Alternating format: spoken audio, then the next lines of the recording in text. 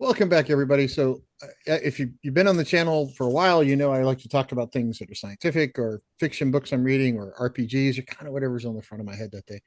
Mostly it's creative stuff because I have this inner working theory that if you don't exercise your brain, it's like not going to the gym. Your brain can decay faster than your body, which might explain some of what you see on social media on occasion. But today we're talking to the creators of Horde Wars, an indie RPG. Um, I've been playing RPGs since '82, and I've played quite a lot of them. And the thing I like about indies, and the thing I'm kind of liking the vibe of this one, is if you try to get people to play Dungeons and Dragons, and we'll get to that in a second. Yeah, it's everybody's like, oh well, it's really complicated. You got to have these simple ones around. It's like you got to have these sort of gateway drug to the 10-year long campaigns. And from this one so far, it looks like this one actually could be you could do 10-year long campaigns in here. But why don't you guys go ahead and introduce yourself, and then we'll dive right into this thing, which is really cool, by the way. So go Me? Go ahead, ahead. DM Blackwell. You go first. Yeah, Oh, me? Oh, sure. yeah. So my name's Todd. I go by DM Blackwell online. Um, I have done a few different jobs over the years, but currently I do office administration and write RPGs with Nate. And And I'm Nate Lindy, currently co-author with the Horde Wars with Todd over there. My day job is a college professor. I teach physics, which is everyone's most favorite class ever. But I try to make it as entertaining and insightful and knowledge gained as I can. I always found blowing stuff up as a demonstration helped a lot. It definitely gets them awake. Liquid nitrogen, where you freeze stuff and smash it with a hammer, it makes everybody wake up. I one time did have police campus security call on me when I put too much liquid nitrogen in a Pepsi can and blew up a trash can pretty decently. But in my defense, it was the first time I taught, and I didn't really understand exactly how much liquid nitrogen to put in there, and I kind of overshot it. We did do the demo outside, but I did not realize you could throw a trash can about 80 feet in the air using liquid nitrogen. But it turns out you can. Um, Related note, are you aware of the first object that we launched into space? we the U.S. or we Yeah, the the United humans States. Sputnik? Because it wasn't on Us? purpose. No, it Uh, wasn't. And I'm forgetting the story, but go ahead. it was basically a sewer lid. And so what happened was someone got the bright idea to do nuclear testing, but covering the whole thing in concrete underground with a little hole that they covered with a sewer lid that they put more concrete on. Now, Nice. for access to set it up. Now, someone apparently didn't think this through very well because that thing showed up in a single photo shooting up into the atmosphere, and they were taking like the highest frame rate you could at the time. And it just based on that alone, I forget what it was doing. It was doing over Mach 30. Like it was going. Nice. Awesome. I always love it when stuff like that happens. Um, and when you dig into physics a little bit, you realize that sometimes we do things because we're like, hey, this will be fun. Let's see what happens. Like the world's first nuclear reactor, at least the one in the United States, was under the retired football stadium in the University of Chicago, uh, pretty close to downtown. So had they gotten that one wrong, just saying, Yep. you think Chicago's a mess now? The whole thing could have been green instead of just the river one day a year. Anyway, let's dig into Horde Wars. So one of the things I like about indie groups is they're usually gamers that write games, which makes them a lot more fun in some ways, instead of like corporatized and thrown together and whatnot. And Yeah. the thing I like about this one is, man, the rules are like what 12, 13 pages or something. Do I have that right? Yeah. So the core rules, did you guys go into it thinking, hey, let's keep the core rules simple and short and tight and easy to figure Um, out? Or yeah, I would say so. Mostly because um, well, we basically designed the system from scratch, and we wanted to, as cleanly as possible, explain how to play. That took some time to refine down. The original drafts were longer for each of those paragraphs. but I think that we pulled that off pretty well, and so we're able to then deliver a lot more content in the book. If you compare that to something like a modern D&D player's handbook, they have to use like 50 pages to explain how to play. That's a lot of content space wasted if they were a little more effective with their descriptions. Well, and also, I mean, I started playing back when it was the red book. So for me, it was like rules got stacked on top of rules, got stacked on top of rules, got stacked on top of rules. And I've been at a lot of local game shops and some half price bookstores where I see parents with their kids, and I've got kids now. So, and they're like, well, the kids want to play D&D. Where do we start? It's kind of confusing. I'm like, well, you got this book. It's like this, you got to read this, you got to read that. And everybody's like, I don't really want to do all that. Right. It's like, or you can go get the basic set that they still make one of, and you can start there and see if you like it, and then you can pile rules on top of rules. And I think the part of the problem that exists, and one of the reasons I put this channel together was that, and I like talking to people like you and Dungeon Delver and some others, is that I think people first instinct now is to Google things, and since Google indexes YouTube channels, 50 YouTube channels that do deep dives on, okay, let's discuss the inherent additions that were done in 5.5e and how the owlbear has evolved. And it's like you get into these esoteric little tiny things. And I think it scares people away. And I think the indie groups like you guys are coming in and kind of filling that. And the thing I like about this, and I'd love to see what you guys, the process you guys went through to do this, is I've bought a bunch of indies over the years, and sometimes you get it, you're like, wow, this looks like it was put together in a weekend on a it just looks terrible. But this is professionally done, right? You guys have professional artwork in here, and it's going to disappear on my camera, but you guys have really nice artwork in here that's not AI. You credit the artist up front. I want to stress that in the modern marketplace, it seems important to do that. But you guys have color, and this is just the basic one. You guys have more advanced stuff than this. We do. Very well formatted, very well thought through. It looks like you even you even put costs of things in here. You don't put them in gold pieces, you put them in gem and marks, which you would and you went with a D12 system instead of D20. So it seems like you really did spend a lot of time thinking what's the best playable aspect to kind of just say, hey, look, I got a weekend, I got 5 buddies, let's go sit down and play a game, and 4 of them have never played before, but I want to get them up to speed like in no time flat. Was that part of your thought process when you went into it? So originally, we were trying to figure out rules to play like sci-fi space combat with D&D. So it wasn't even the Horde Wars yet. And we basically came to a decision that we should just do our own. Yeah. And then I was gone conference trip somewhere for a while, and Todd's like, because we got stumped. At this point, Horde Wars has thousands of hours of playtests with hundreds of playtesters. Yeah. So in terms of that, was it made over a weekend? No. And we got stumped with sort of the sci-fi game. And so Todd kind of wrote up a quick, okay, how would we think this in terms of fantasy role-playing? Because most of our plays had experience with D&D and fantasy role-play in various systems. And then how did it feel? And sort of the first encounter, which I was one of the playtesters at that moment, was us versus 40 goblins in Go. And we did win. And there was like different subtypes of goblins, which is in the book, like different types of stat blocks. And we were done in like an hour and a half. And try to think of that in terms of, D&D logic. Like in a combat with 40, opponents, you're looking at days or weeks, possibly.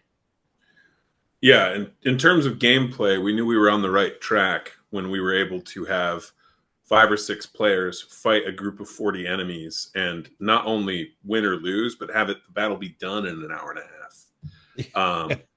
Right? Like that we were like, okay, we're on the right track. Because basically what we got stumped with the sci-fi game was character abilities. We had a pretty robust and usable spaceship combat system, but we were having trouble coming up with good, clean character abilities. And so Horde Wars started as a thought exercise for how to write character abilities in a different genre, and then kind of port that over to the game we were working on. But our playtesters liked Horde Wars so much that we developed it first. We are currently working on the sci-fi game and hope to have that out next year.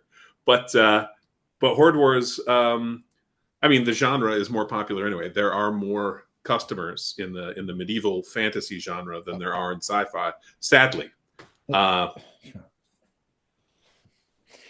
absolutely. Because like I grew up in the 70s and 80s when sci-fi was huge, right? It was like all kinds of sci-fi stuff coming out, and now it's like you have sort of Star Trek, Star Wars, and sort of nothing else really, unless it's like, I don't know, some post-apocalyptic depressing thing, right? There's sort of nothing in the middle. Occasionally you get TV shows, but those are kind of or streaming shows now. I got to remember to stop saying TV shows because nobody actually watches TV anymore. It's always streaming. But sci-fi is kind of gone away in a lot of ways in favor of like a dystopian, weird post-apocalyptic thing. And I'm kind of disappointed because it's like, unless you're Star Wars or Star Trek, you just kind of don't exist. And mostly it's like Star Wars and then everything else, right? It's so big that you can't even, it's tough to exist in that space. So unless you build one that is Star Wars, everybody's like, yeah, but where's my lightsaber? It's like, I get it, right? I would love to see a good sci-fi one, but I'm a scientist, so I'm kind of like a weird audience. Well, I think you'll enjoy it when we have it come out. At least if you wind up enjoying playing Horde Wars, because it uses the same game engine, the same core mechanics are true, the same 11 or 12 pages of game rules. The only exception really is there's a couple genre-specific things, like catching enemies in a crossfire is an option with guns, and the durability of objects, because obviously in a medieval setting, a castle should be hard to breach. In a world with high explosives, not so much.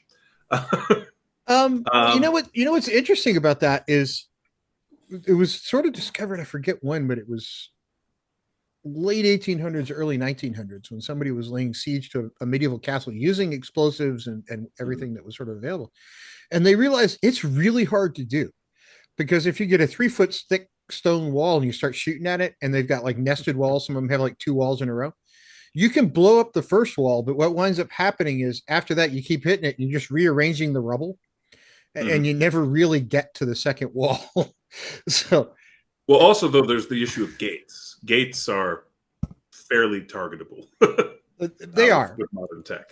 And the same is true of, like, in terms of defense, enemies flying over, depending on the tech level, like a helicopter is going to be a real problem, for example, for in the modern era. Well, in the modern era, you just fly bombers over and throw bombs down. So anyway, I think you'll enjoy it though, because the core mechanics are the same, and like I said, the space combat system is pretty robust. We had 2 years of game development done on that before we even started on Horde Wars. So when you get to playtesting, you guys said you use hundreds of playtesters, and I don't know how many hours, but it's going to guess a lot. So how surprised were you on your initial cut of how close it was to the finished product? Or was it like, okay, we have a game people played, and let's go start again, right? Well, I mean, there's a lot of refinement. One, just in language, to make sure that your average player understands what you meant. If Nate and I were writing our games for ourselves, we could do it in a quarter of the space, because all that has to be, and there just has to be enough there for both him and I to understand what it means. But if we want it to be clear to a general audience, it's actually really important to have playtesters reading what we wrote and seeing if they understand the rule the same way. And that helped us catch a lot of potential problems. Yeah, because like one of the design decisions we made was for opponents. They're written so all the abilities are on the page as what it is. So you don't have to go look up on another page somewhere else, like what's this spell or what's that. And a lot of them are the character abilities, and many are variants of that. And on top of that, we've embedded in the creatures, especially like beasts, how they should fight. by giving them basically bonuses based on, like, are they an ambusher type? Or are they kind of like wolves where they get in packs and take you down that way? And essentially hoping that a game master, maybe not having great experience on like how these opponents should fight, that, oh, this trait lets them do this, so maybe they should do that. For example, if you looked at page 85. Well, I was going to bring up goblins because I talked to occasionally I'll talk to Richard Witters, who was sort of the go-to goblin guy for Wizards of the Coast for a long time. Mm-hmm. So if you saw goblins in anything WotC for a long time, it was one of his goblins. He's a great artist. So whenever I look at stuff, I always go to the goblins. And Richard, if you're seeing this, these are pretty cool. But I love the trait of goblin greed. It's like, hey, if you want to distract me, it's like, if you're a goblin, you must move toward any treasure you can see within close range unless you succeed a D10 willpower check. So it's like, you want to distract the goblins, just throw some money. Yeah. Like, you know, so it can be a lot of fun in that direction. And I think that's something that, like, D&D, I mean, it's Dungeon Master specific, right? But I think that's the sort of stuff that's missing. Because one of the games I loved over the years was a Steve Jackson game that came out years and years and years ago called Toon, which lets you play a cartoon character, and one of your traits is chutzpah, right? So it's just how crazy are you? But I like that kind of trait thing because it kind of says, okay, here's their weakness, or here's their strength, or here's, you know, some special thing about them. And you don't get that with a lot of other gaming systems. You get a lot of, here's their capability set, but it's not like, unless it's Kender, in which case you all know their weakness, it's shiny stuff. But I like that one because it kind of gives you a way to say, hey, look, if you've read it, you actually kind of know a little bit about this world, and can work your way through it. And it allows us to compress something that in modern D&D they spend a good quarter page on, which is they try to describe the creature's behavior, but they don't do it statistically or with mechanical incentives. They just write a paragraph or two talking about it. Yeah, we didn't want to do that. We're pretty sure that most of our customers will know what a goblin is, and if they don't, the internet exists. This is something that's not hard to check. No, and so we wanted to make sure that we delivered the most useful content in the space as possible. And so Basic, we got out just basically as a starter set. Advanced is full art. Basic has a fair amount of art, probably 60, 65 pieces. Advanced has over 100. And then the same is true for like stat blocks. So there's over 100 beasts and monsters for you to fight in Horde Wars Basic. There's about 200 for you to fight in Advanced. Same deal with treasure. There's some in Basic. There's more in Advanced. And as well as like higher level play stuff, domain play, nautical adventures, a setting. The starting area, which is in Basic, along with a complete starting adventure, is also in Advanced, but is expanded. There's more stuff in the starting area for you to do. And we really wanted to make it very easy for someone to just do a one shot or to play a campaign for years if they wanted to. Even just in Basic, we include, I think it is 16 different adventure lead-ins that you can play in addition to the pre-written adventure in the starting area. And in Advanced, I think we include something like 40. And I love the pre-rolled characters. That's great. Like, because like when you have new players, sometimes like, oh, I don't know if I want to commit to a long campaign. They want to do a one-off, right? And they want to get up and running fast. And sometimes with certain games, and you know, we'll pick on WotC, and I don't want to pick on any indies because indies have enough troubles in their life. I don't want to make any of them any worse by calling anybody out. But I'll pick on WotC all day long because mainly WotC's PR department deserves to have some crap thrown at them on occasion because they're terrible at their job. Sorry, I had to. But like, you're trying to put together a character in some editions is a project, right? You're going to spend time. And some people are like, oh, you got to have a backstory. I'm like, oh, dear God. No. Like if you're a first edition character, if you're a first level character, you have no backstory. You're young, you're broke, you decide to be a fighter. You go, right? You have no backstory. But sometimes people will want to put tons of time into it because the rules, the instructions actually have a way to develop a backstory, which I think is idiotic.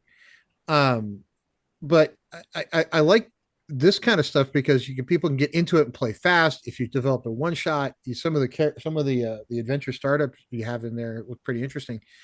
And even with the pre-roll characters, like you could be up and running. And how long did it take some of your playtesters? So I just got it right. So from building a character from scratch, probably 10, 15 minutes, unless you are deeply indecisive. And once you actually know the rules, 5 minutes. It's quite quick. You do have real meaningful choices. You're picking, unlike a lot of games where you get like one class, this is you get 2 of our careers and your starting species, and that kind of makes the core of your character. So why don't you explain that? Because that's a little different than I think other game systems. Yeah. I think the closest I'm aware of is Iron Kingdoms. That sound right, Nate? Yep. Yeah. So basically, the advantage the player characters have in the world is not that they have a ton of hit points. It's not that they have great statistics. It's actually that unlike most NPCs in the world, they get the abilities of 2 careers. They have more choices they can make. And so, for example, a starting player character who wanted to be a wizard might go red wizard and blue wizard as his 2 careers. And what that would do is give him his starting 6 spells, 3 from each, his starting skills, and then he could use a feature to add another spell or 2, depending on what starting species he played. And so there is room for personalization there, but you are getting done rather quickly compared to, say, if I had to select from a list of 50 or 200 spells or whatever, each individual one, that tends to be a time sink. I've seen that in D&D. I've seen that in pretty much every fantasy RPG I've ever played, where it's open spells for all choices. The wizard or sorcerer type character, that player takes forever to make their character.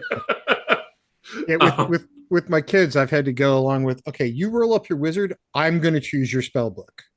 And so this by having 5 varieties of wizard in our game lets you rapidly build a spell book, essentially a list of spells that you know, and you can still customize it further. And that really speeds things up, but also it gives them knowledge about the game world.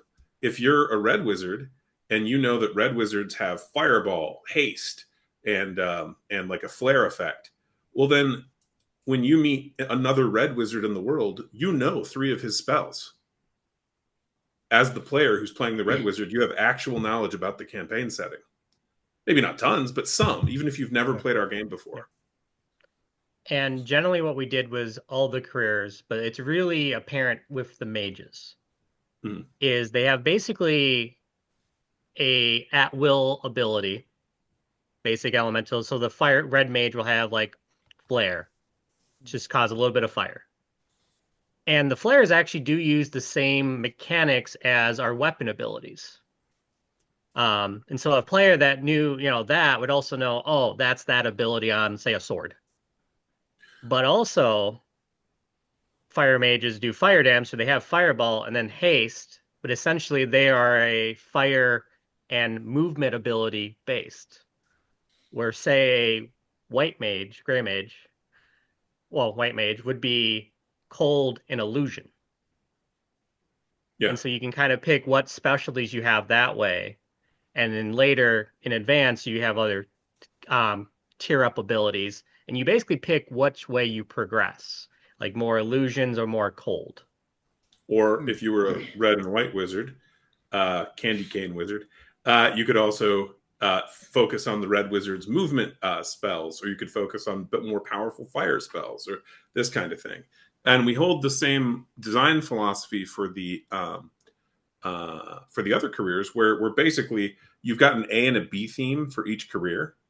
There's something like, for example, a knight, as you might expect, is good at riding horses. Okay, one would hope. Yeah. and like wearing heavy armor and stuff. But his B theme is actually a knight is good at blocking with his shield. He can intercept an incoming blow with his shield, and that is fairly unique to the knight. The knight is also capable of protecting an ally who's next to him with his shield.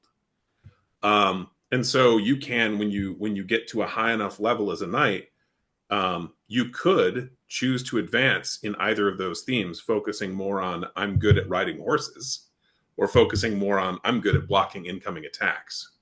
And this is true for all of the careers, essentially, that they have a two significant themes that they're focused on. That's pretty cool. So I like that idea a lot better than like, oh, I'm going to multi-class and now I have to try to figure out this class, and it just kind of gets confusing, right? I do like the idea that everyone kind of starts off with some basic, because if you like take Dungeons and Dragons, for instance, you walk up to a wizard, I don't know what spells you have. It could be anything. And instead of, maybe you just focused on movement things, and maybe you focused on fireball, lightning bolt, and stuff that's going to get the entire party killed if we're in a dungeon because the rooms are too small. Right. So those things can kind of a challenge. Now, as an indie group, you guys, looking at this basic stuff, which is probably your first one you put out, I'm going to guess this went through about 20 edits before it finally hit the street, right? Maybe 25. Everybody's laughing. We hired a professional editor, actually, after the testing was done. Yeah. Even before then, right? It probably had 20. Oh, yeah. Editions, right? Yeah, So, no. I've published stuff too, right? So you're not getting that one by me. You have 20 editions before you let your best friend see it, right? Actually, when I was co-authoring any number of my books, people would be like, you work with a co-author, how does that work? I'm like, well, first off, I go through 3 editions of anything I'm doing before even my co-author's allowed to see it, because nobody sees a first edition of mine because it's the first copy of mine because it's really bad. I give rough draft a whole new meaning. But the end product does pretty well. So we use color coding, so a lot of our playtesters can see what we're doing, not in our final documents, but in the playtest documents. But we color code to let them know if it's something they should look at. If it's blue, that's something that we are adding to the game that they should test. If it is bright colors like orange or yellow, ignore that. We're working on that. We're working on that. If it's red, there's something terribly wrong. Don't use that. Sounds like I own a software company. It sounds kind of like what we do at work. It's like, beta test this stuff, but don't ask me about this stuff over here for a couple of weeks. That just needs work. And if you click on that, the whole thing crashes, right? So don't touch that. Don't touch it. Although oddly, I do have a picture of my son when he was about 3, when I still worked at the university, at the control panel for a nuclear reactor, and I'm like, the panel was turned off.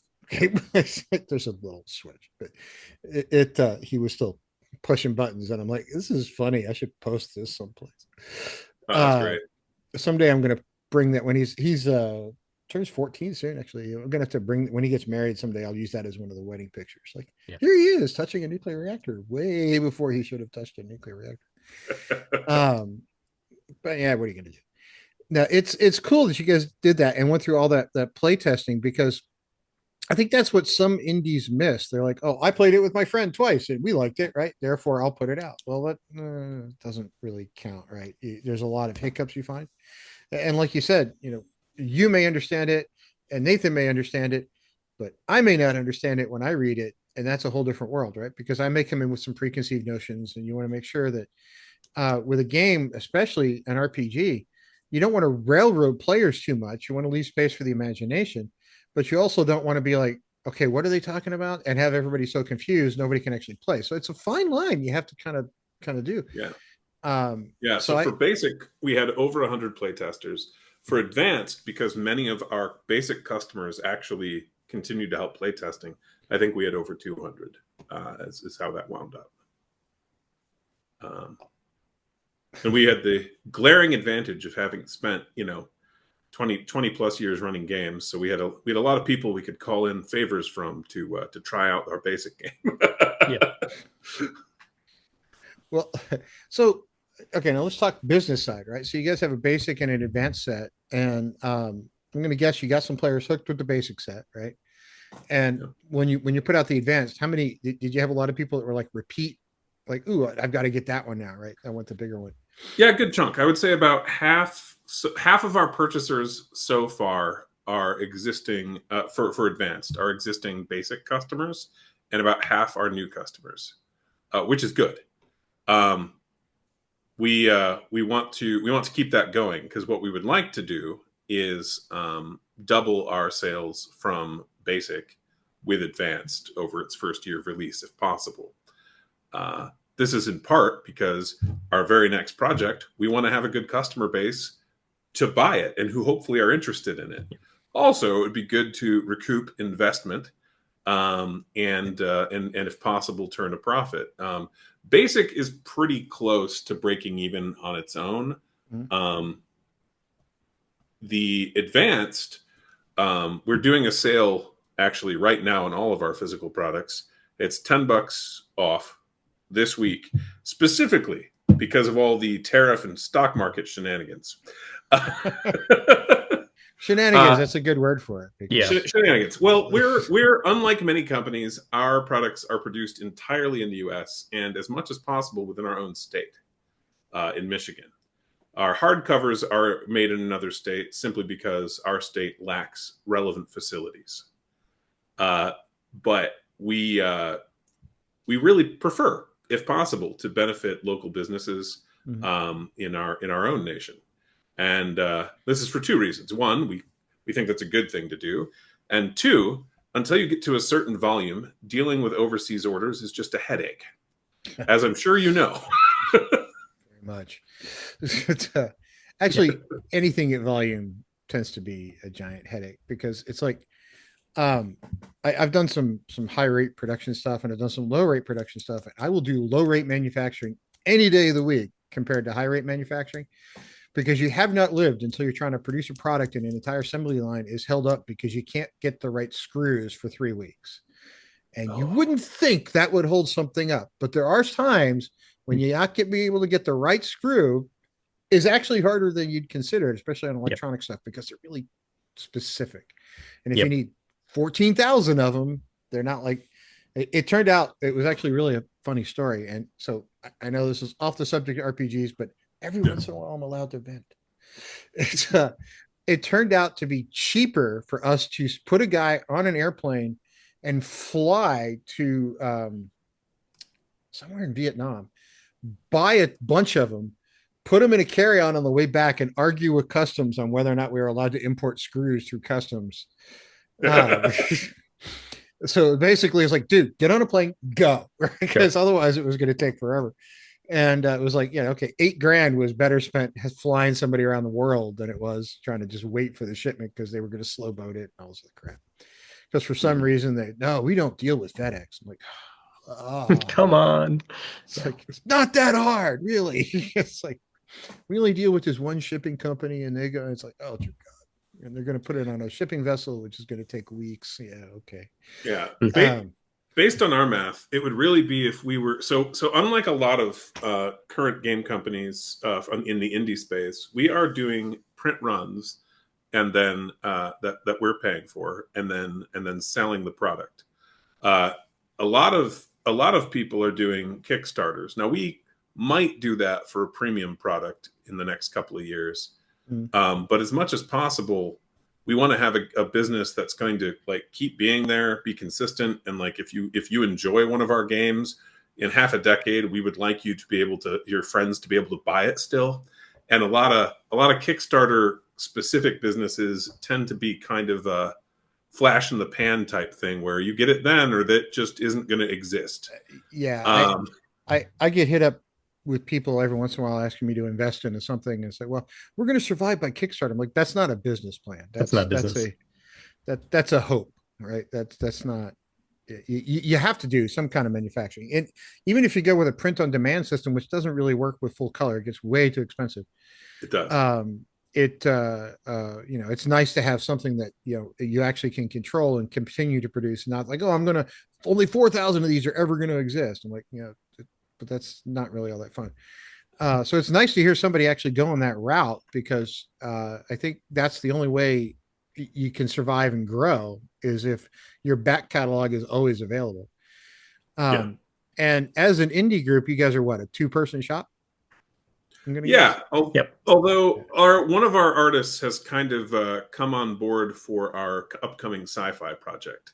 He's going to probably be getting a writing credit actually nice. as part of that. And then we own the company, though. We're paying him for his work, but he's more involved than in the previous one. So Horde Wars Basic had 2 artists, which was John Torres and Simeon Cochran.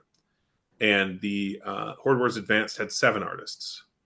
Our new game, the one we're working on, which is working title is Dropship, is probably going to have 1 or 2 artists again, although it should have a similar amount of art to Advanced. It just means that we're paying one of those artists for probably a good chunk of the next year to keep turning out artwork. Yeah.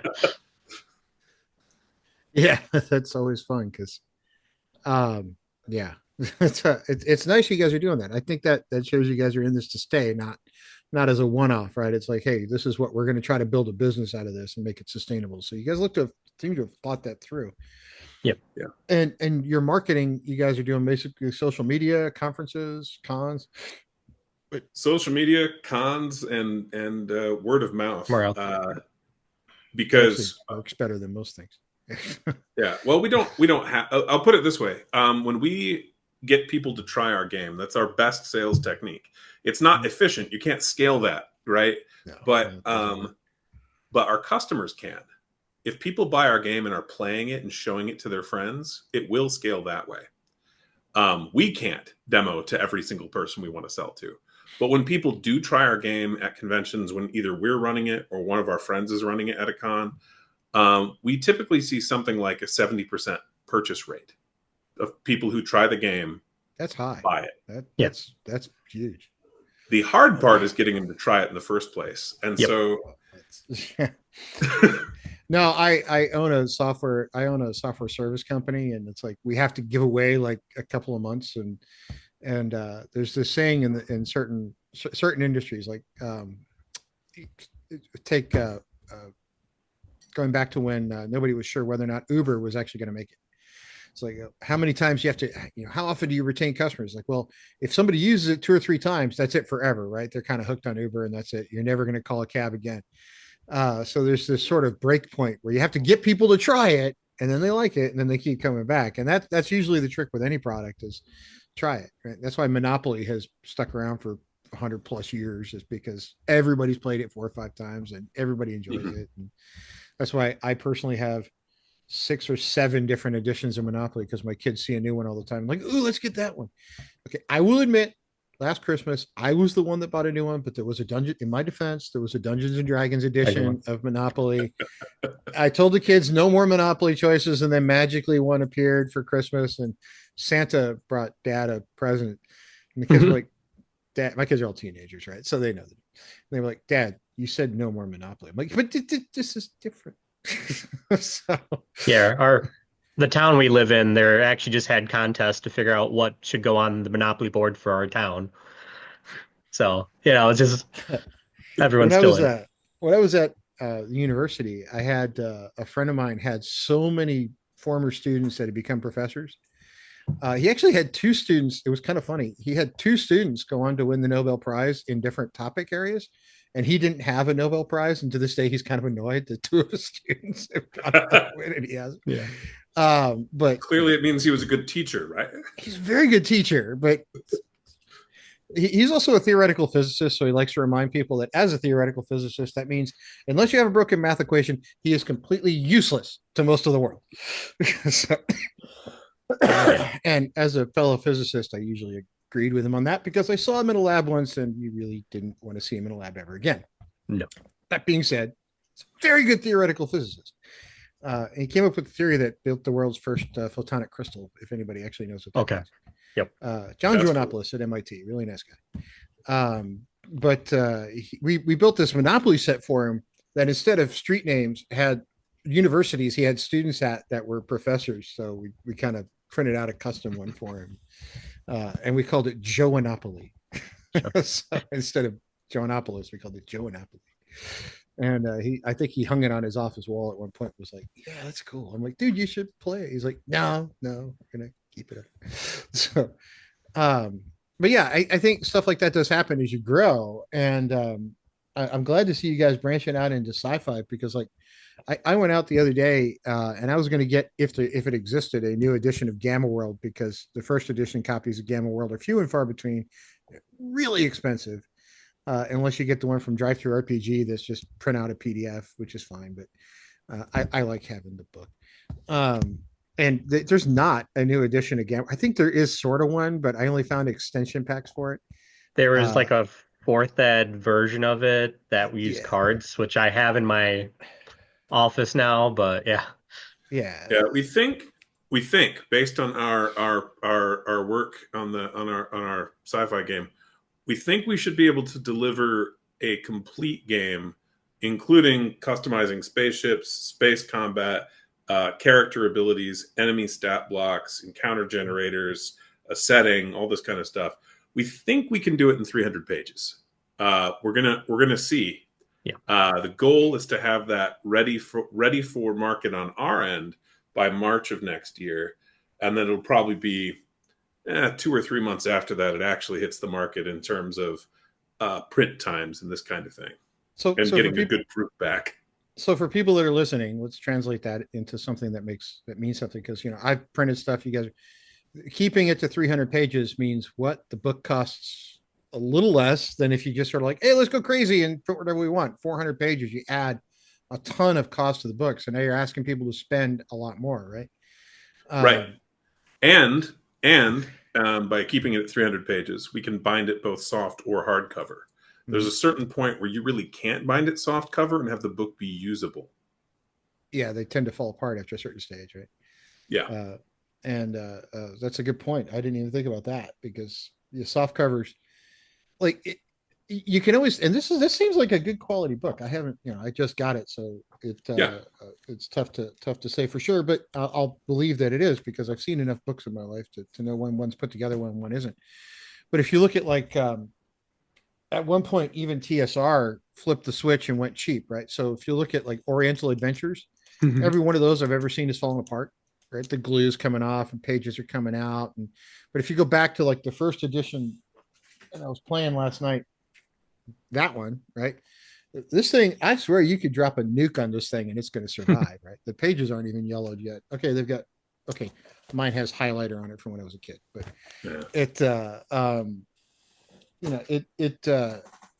those things will survive. Whereas some of the stuff that was printed sort of mid-career for TSR, not so much. That's probably easier to find than some of like the mid-level stuff. Yeah, I had a rules cyclopedia from 1991 that was still good 34 years later. Right. We wound up doing that. We wound up giving that one away actually because I was done with it. I wasn't planning to play with it anymore. And so one of our customers actually won that during a sale we were doing. Oh, nice. Okay, so you guys going to be at any cons anytime soon? I know we got a couple coming up. So we have a few private conventions that we're doing. And then we're also doing North Texas RPG Con in your area. We're also doing Nova Open in Washington D.C. And this is because weirdly, we did some math. It was cheaper for us to travel to Washington D.C. and run games there than to run them at a local convention the same weekend. Yeah. Why is somewhat complex, but the short version is it actually costs less money to do that. Yes. We're like, well, cool. Let's go meet some new customers. That's weird. Yeah.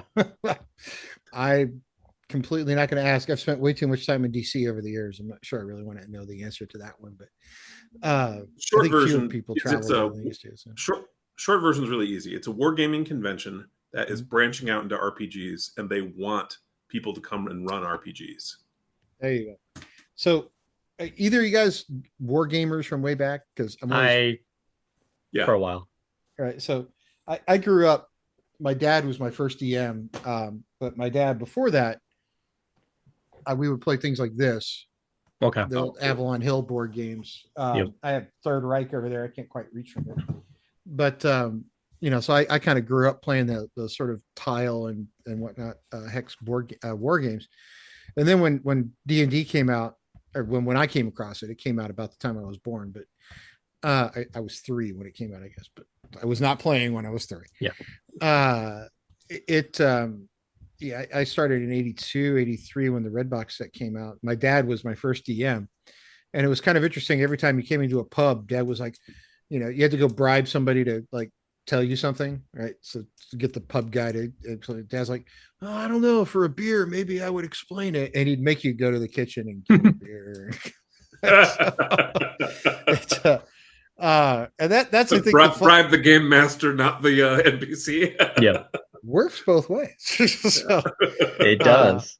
And if you annoyed him, my dad would actually, one time I annoyed him a little bit much, and then I was casting Magic Missile. He's like, okay, you cast Magic Missile, but unfortunately you had your finger up your nose at the time and blew your brains out. I was like, okay.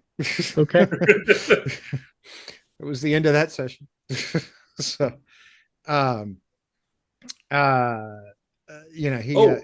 he was an interesting one. So one question, please. What did your dad do? Did he just declare it, or did he have you roll? No, he just declared it because I was annoying the crap out of him. I was 12, maybe, and being a smart ass, and dads are dads, right? So, yep. I think there was also a football game he wanted to go watch. So it was like, let's get this over, right? Now, you remember how spells like Fireball or Lightning Bolt work in D&D, right? Of course. Okay. In fact, I had to ask last night how big the room was to see if the lightning bolt was going to come back on us. And the answer was, you will fry your party. So it was, let's go with haste. So did you catch, or have you seen yet? I mean, you just got the book, a couple hours ago, maybe. Did you catch how we handled those spells? I have not. I literally, I looked at some of the monsters and I got lost in the artwork and that kind of thing. And the marks, I was making funny German jokes about. Oh yeah. Crowns, marks, pence. Marks, pence. Yeah. But I ask because we wrote it in such a way as to, with playtesting and stuff, to speed up combat, help turn order move quickly. One of the things that we did is those kinds of spells, we made an attack roll for the caster using his magic skill against the defense of all the characters or creatures in the area, the targets in the area. And this was for 2 reasons. One, we found it played a lot faster than having everything in the area roll some kind of saving throw, which we did also play test. But 2, the outcomes tended to have just as much variance, but it just played faster because you're doing one roll against a bunch of set numbers. And then the other thing it does to speed up gameplay is because it's an attack, the caster can crit. And in our game, a natural 12 is a crit. Okay. So you've got about an 8 1/3, 8 2/3, whichever it is, % chance of critting when you do that. And that speeds up the game in a different way. It does.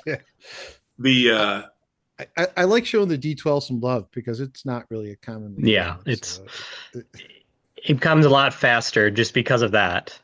Yeah. And on top of that was the Fireball. The description of Fireball is like 3 lines. One of it's the title, Fireball, and then 2 lines-ish of text. Right. Think of that in the D&D version. It's like in this case, it does, And ours is basically the same thing. It's a little bit of a smaller area, but that's because, how can I phrase this?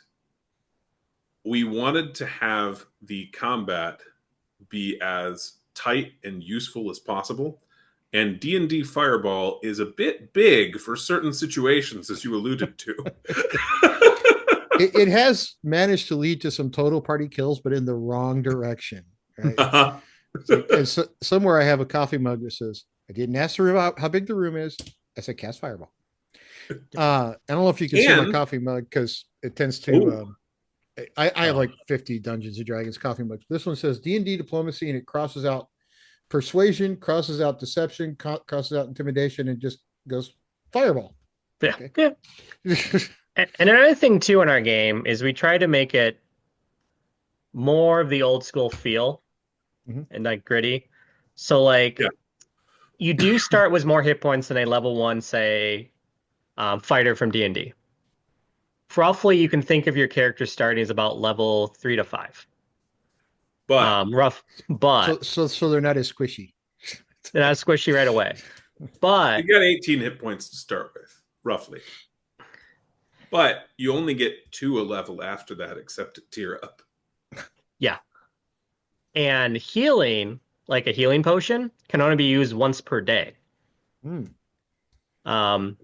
Now, healing magic, if you have it available, is, unlimited, but they're severely limited in their abilities, like how many times per day they can do it. And so it's kind of a lot of times the people going, it might be better just to walk into this combat, half health than to be topped up and ready to go every time. Like, or do we really need to kick down that door? Maybe we could go around this problem.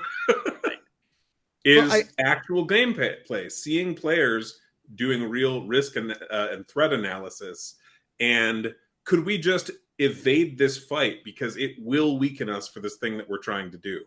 I think that's interesting because that gets rid of the murder hobo equation, right? It's Yeah. not everybody can go full on murder hobo. They can just kind of like, okay, we're going to murder hobo a little bit, but just in case the hobo doesn't murder me. Yeah. Well, it's a points of light setting, which is to say towns or castles tend to be fairly safe other than from other people. But when you go out in the wilderness, if you go alone, you'll probably die. Yeah. You need people with you to protect you, and if you don't work together, at any moment you could run into some terrifying threat and be devoured. Nice. Sweet. And that really, we found, incentivizes party cohesion, at least on adventures, even if they have very different agendas back in Civilization. And also really helps drive like tactical play. And if you compare our game to, say, D&D 5th edition, or first for that matter, we have increased tactical depth compared to those games in terms of your combat options, both for individual characters and in general, while making the game run faster. And that took some work. Yeah. And if you don't believe me, if you don't get the chance before then, maybe you can come and join us for a game when we're in town in a couple of months. I will certainly give it a shot. It's a matter of what's going on that particular week, but if I know this far out, I can usually clear something.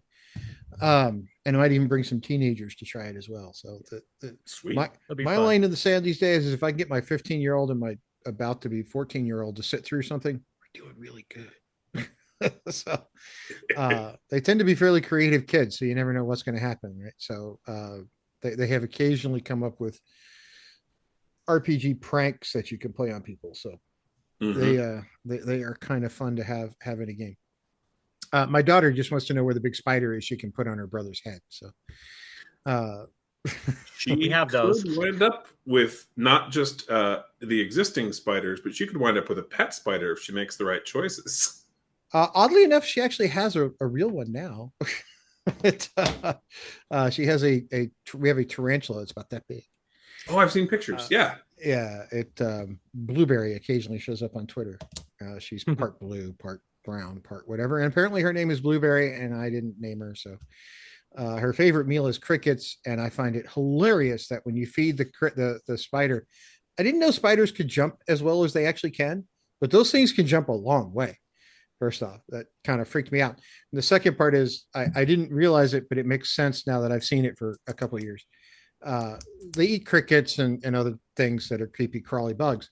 They always eat the heads first. And for the life of me, I was like, why do they do that? So, well, they stop whatever it is you're eating, Start starts moving wiggling really fast if you eat the head first. I'm like, that makes more sense. Okay. So yeah. It is what it is, as they say. And you have not lived until you've owned a tarantula and reach in and actually pet it and have the tarantula look at you like, what the hell are you doing? It's like, I thought it'd be fun. Now, one other thing compared to something like D&D, Pathfinder, a lot of games that use a similar armor system, our armor actually protects the character. It prevents some damage. and it's based on our research into historical armors. So, for example, a gambeson in our game is going to protect you from piercing and blunt damage. You'll take less damage of those types. However, it won't protect you from slashing damage. And we base this not only on like some pictures and some medieval writing and people explaining it, right? We also base this on the fact that knights would basically never fight each other with swords on purpose, other than in like a competition, unless they were wearing gambesons. That let us know that gambesons not so good against slashing. Ah, a knight would go, you're wearing a gambeson sword. And like chainmail, would stop, slashing and piercing, coming at you like knives and stuff. Yeah. But Not you so can hot hear against the blunt force trauma. And so for us, that gives you D&D resistance. So half damage from those types of attacks. Well, I think that's cool because I've always felt that the especially in D&D the sort of just broad armor class thing was a little bit too broad. It's like, oh, I'm armor class 0. Yeah, but if you put on like 5 layers of leather armor, you could essentially get there, right? It's cheating, but you can. I mean, it's D&D, so there's always somebody out there trying to figure out how to cheat a little bit. But it I found that a kind of an elegant solution. All right, well, I'm going to do this. I'm going to go through it this weekend, and maybe we could put together a live stream, and we could do one online and live stream it for people through all my social channels. If you guys are up for that, one of you guys can DM because I might want to actually play.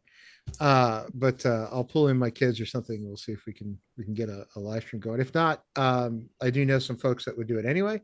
As long as you don't mind playing with other scientists who tend to be fairly creative people, as you know, because you have one on your team. And if there's a way to creatively annoy the DM, we can usually find it. For instance, one night I was responding to everything I could to Dungeon Delver with Beastie Boy lyrics.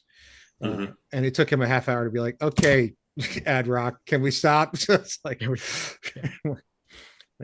yes, sir. The next week it was Phil Collins, then it was Elton John or something. And he's just like, dude, seriously, enough 80s music. Like, but it's fun. And I did threaten also, by the way, this is a side note. The guy I play with on Tuesday nights, I don't know if you've seen him on here on YouTube, is Dungeon Delver. He's got a channel that he does I have live streams on Tuesday of D&D, Gamma World on Fridays, and other stuff in the middle. I told him, I was like, he was getting annoyed. He's like, I'm going to kill your magic user. I'm like, if you do that again, I'm rolling up a monk and I'm naming him. Naming him. Yeah, sorry about that. Shonuff from The Last Dragon. And he's like, please don't. Please don't. It's like, just there's always worse. Just don't. Like, my magic user's still alive.